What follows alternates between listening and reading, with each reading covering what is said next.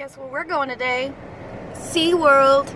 That's where, a very dead day at SeaWorld. It is 1 p.m. sunny on a Tuesday and no one is in line. That's very exciting. I'll tell you all about what we're doing today. Good morning, it's Kylie from Theme Parks for Grown-Ups. As you saw from the intro, we are here at SeaWorld. It is a slower day today because we are here in the middle of the week as opposed to the weekend, which can be crazy and filled with locals. So if you are visiting and you're only here for a day, try to come in the middle of the week.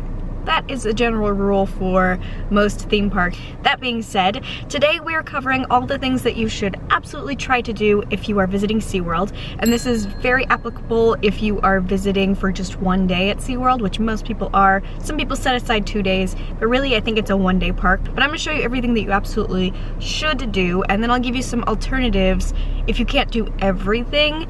If you miss something, then I'll give you an alternative to that, but I will show you the things that you should at least try to do. And I'll also show you some good places to eat and drink. So it should be really a fun day, and hopefully it's informative for you at home planning your vacation to SeaWorld. When you first come in, this roller coaster behind me is called Manta, and I'm gonna say that it is a must-do as far as roller coasters. SeaWorld is known for their roller coasters and their animal interactions, and Manta is pretty dang cool. It's for thrill seekers though. It has lots of inverses, lots of upside down encounters, things like that. And it starts with people lying horizontally, and then you'll go upside down while you're lying horizontally. And the first one on my list, roller coasters, Manta. Now behind Manta is the Dolphin Theater. This is where a show would be happening if it were open with the dolphins, but it is not right now. And I'm not sure if they're gonna open it once health and safety rules kind of ease up or when they start hiring again. For now it's closed, but otherwise I would say come see the show, because heck yeah, dolphins, this would be another must-do, but right now it's unavailable. But if you're watching this in the future, make sure that it's open or it's not open when you come on vacation. Now the next thing on our must-do list is the Dolphin Encounter. And this is something that you can do if the dolphin show isn't happening still.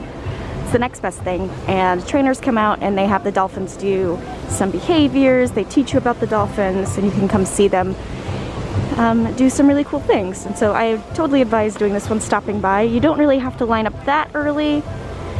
They happen throughout the day. Maybe come like 10 or 15 minutes early so you get a good spot so you can see them if you want good pictures. Most encounters and exhibits will have an underwater viewing station, so make sure that you pop in. Just get a good look at them hanging out. Here comes one upside down. Oh, hi babies. And why not? Let's just go see the turtle track now that we're here. These things aren't necessarily on my absolute must-do list, but these are the things that you might want to pop into if you're just in the area. Usually they don't have like a long line or, you know, a huge wait or anything, so you just kind of pop in and see the animals and then pop out. Look at how huge this turtle is. Oh my gosh. So pretty. Once you get past Turtle Trek and the Dolphin Cove, woohoo, you're gonna come to Journey into Atlantis, and this is a wet ride.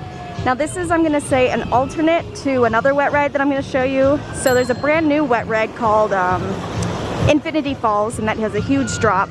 It's a really big drop. I think it's like the biggest drop for a tube ride or a wet ride, something like that, as far as theme parks go. So that's more of a must-do than Journey into Atlantis. But if you like wet rides, it's one of those that kind of the whole family can ride. Made it to another alternate. This is Kraken Unleashed, and so this is another roller coaster, and it's like the tame version of Manta. There's still some upside down moments and inverses and things like that, but it's a little slower than Manta, not quite as crazy. So if you have people who aren't quite ready to warm up to Manta, they can try Kraken. Still goes upside down, so you still get a little bit of the thrills, but it's not quite as bad, as scary, I guess. So I'm not putting it on a total must-do, but this is a good one to do if you love roller coasters and you want to do all the roller coasters. Then go ahead and put this one on your list too. Alrighty, we've come to our next must-do, and that is the penguin exhibit. I'm so excited to see some penguins. This is sort of like a ride, so there will be wait times and limited capacity. So right now it's a 20-minute wait, which isn't too terrible. I've seen it up to an hour before. So we are going to do this ride right now. I guess the ride is down. So they're just doing a walkthrough of the penguins right now. So you can just walk through and see them. Still have to sit through the pre-show though. Woo, it's loud. Hi, pengies. I mean, it's cold in here, but it feels really nice because it's really hot outside. So it's actually kind of nice. Oh, I love the little snow machine back there. Okay, the next thing we're gonna do is we're gonna go in here and see the sea lion show. This is Sea Lion High. So usually they have a sea lion show in this theater and they theme it over the years, like they change the theme every once in a while, and this one right now is all about high school or something. So we're gonna see a few clips of that. I'll show you what that is. This is something I think you should make time for. And if you can't make it to this show, if you are missing it, you can see the sea lions in the exhibit over here, and I'll show you them being obnoxious. This guy's trying to show off. He's trying to do little tricks for fish. he's like, hey, me. I would like one, please. I would like one. Who's got one? Do you got one? I got one for you. Alrighty, it's about half an hour before the next show, so we're just gonna head inside for Sea Lion High. And I do advise coming at least half an hour before the show starts because the show does fill up pretty quickly.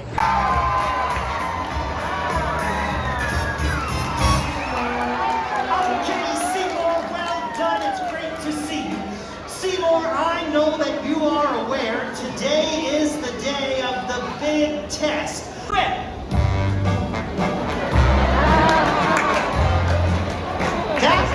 That was not fast. That was embarrassing. Well, it's all right. We're saved by the bell. Oh.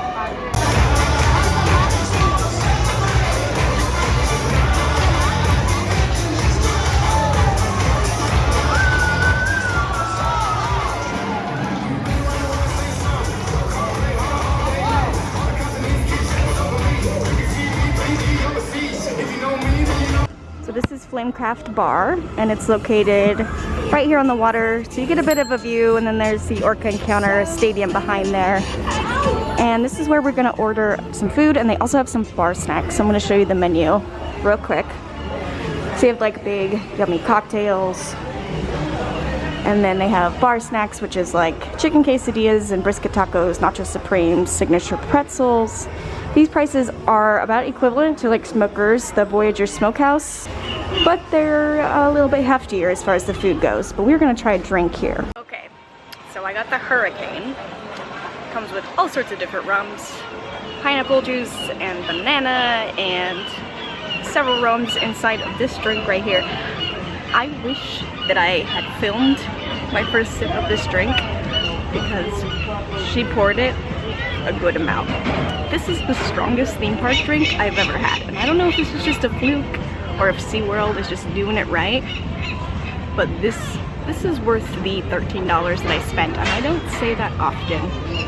If you've been to Flamecraft Grill, let me know in the comments below if they're always this strong, because this is amazing. Like, I will be good to go after this one drink, and I'm gonna squeeze this orange inside of it to kind of taper down that alcohol taste. So, just so you know, strong drinks here, SeaWorld. Heck yeah. Alrighty, I've killed enough time having my drink and hanging out. And now we're gonna go get a seat at the Orca show in just a minute. So we're gonna hang out on the other side of the park. So let's make our way over there and see some orcas do their thing. So this coaster over here is Icebreakers, and this is the newest roller coaster at SeaWorld. It's not open yet. It's supposed to open spring 2021, which is right now. So right now it's the end of April 2021. So hopefully it'll be opening soon. People have been seeing it testing. Thought I would get a little closer look at Icebreakers, and here it is. You can see the big inversion right there. And then it goes up and down all over. So they are touting this as the first launched coaster here at any of the SeaWorlds, and which that means is just it starts from 0 to however many miles per hour at the very beginning, instead of just kind of like tick tick tick starting and then going on the roller coaster. It's going to be like zoom, you're launched out. So that's kind of the attraction here at this new roller coaster. And this is another must-do. In fact, this is the biggest must-do of the day. If you do anything at SeaWorld, you need to go see the Orca Encounter show. because it's just miraculous, it's fantastic, it is the main event, it's what SeaWorld is known for, but also the orcas are just fantastic and amazing and kind of awe-inspiring, honestly. Like, I kind of leave just feeling, I don't know, inspired by these animals and how beautiful they are. It's educational a little bit, and it's also a spectacular show. One thing to note, when they say splash zone, they really mean it here.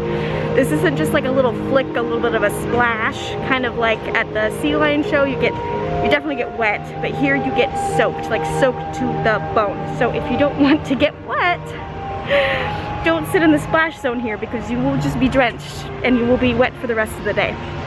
If you do like to get wet, then I guess sit in the splash zone. It is salt water though, so it'll be sticky and wet, salty and wet, so it's not super fun. But this show is a must-do. Put it on your list, top of the list, make a priority to go see the show if you're here at SeaWorld for sure. Now we're on to the next must-do. So we're entering Sesame Street land. I'm not going to point out anything particular in Sesame Street. I'm just going to say that your must-do is to walk through Sesame Street. And I'll tell you why. Because it's adorable, A. B, it's great for kids, and C, it's great for adults who grew up on Sesame Street and just want to like live in that nostalgia. It's the friggin' cutest little land in SeaWorld. I totally recommend at least just walking through, seeing some of the interactive moments. Walk through there. Elmo is there doing meet and greets, some things like that. It's just super cute. Oh, I've seen Big Bird there too. It's adorable, and it's brand new here at SeaWorld, so I just advise at least just kind of exploring it for a little bit, and especially if you have kids, but for adults too. I think it's one of the best additions to SeaWorld for sure. Okay, this is next on our must-do. This is Infinity Falls, and this is a raft ride where you will get very wet. So just be aware, but this is the wet ride to do if you have a choice. It has a huge drop. It lifts you up to the top of that hill and then it drops you all the way down. I'm pretty sure this is the biggest drop for tube rides. I believe that's what they boast. Don't quote me on that, but it is a really big drop. And if you want to get wet, this is the place to go. Let's watch them drop again. You ready? And if you're standing on the bridge, you're gonna get wet too. Just like that. Alrighty, we're getting to the end of our must-do list, and one of the last ones here is Mako, and it is my personal favorite roller coaster here at SeaWorld. It does not go upside down, so if you have people who are afraid of the inverses and upside down things, this is the one to go. It still offers a lot of thrill though. It goes up really high and you come plummeting down almost 90 degrees, something like that, maybe 70 degrees. And then you kind of go around and over the water here. It's hard to show you the whole thing without getting on the ride. I cannot get on the ride with this camera. Take my word for it. Make this, definitely put it on top of your list as far as rides go if you like roller coasters. And now we're at the last must-do for today, and this is Shark Encounter. So this is an animal exhibit. This is sharks. It's one of those big tunnels where they, you know, swim around you. You can also eat with the sharks if you want. There is a underwater grill that gives you a view of the marine and the marine life. But it is something to consider if you want to eat at the restaurant that features the sharks. Alrighty, that's all for us today at SeaWorld. I hope that this video was informative. I hope that you found some things that you're interested in doing, and I hope I didn't spoil it too much. I do think that SeaWorld is a fun place to come, especially just for the day. It's a little more inexpensive than other theme parks in the area, so it's good for people on a budget. It's also just a lot of fun. I love the marine life. I love the other life that kind of lives around here in SeaWorld. There's lots of it going on, lots of excitement. They also have some nightly concerts sometimes and food festivals every once in a while, so it is a fun place to come. For those of you who have stuck around, I have a couple of freebies in the description below if you want to check them out. Number one is my printable, which is 15 ways to save at Disney World, and so that'll help you save some money on your Disney vacation. And also the other one is how to become a Disney travel planner or a travel agent. That is something completely separate that I do. I coach people how to become travel agents and turn their love of theme parks into a career or profession. Either way, stay tuned with my other videos to help you plan. I live in the Orlando area and I'm in theme parks all the time. So come join me in my community or find me on Instagram at Theme Parks for Grown-ups. Either way, I'll catch you next time. I'll see you at the parks.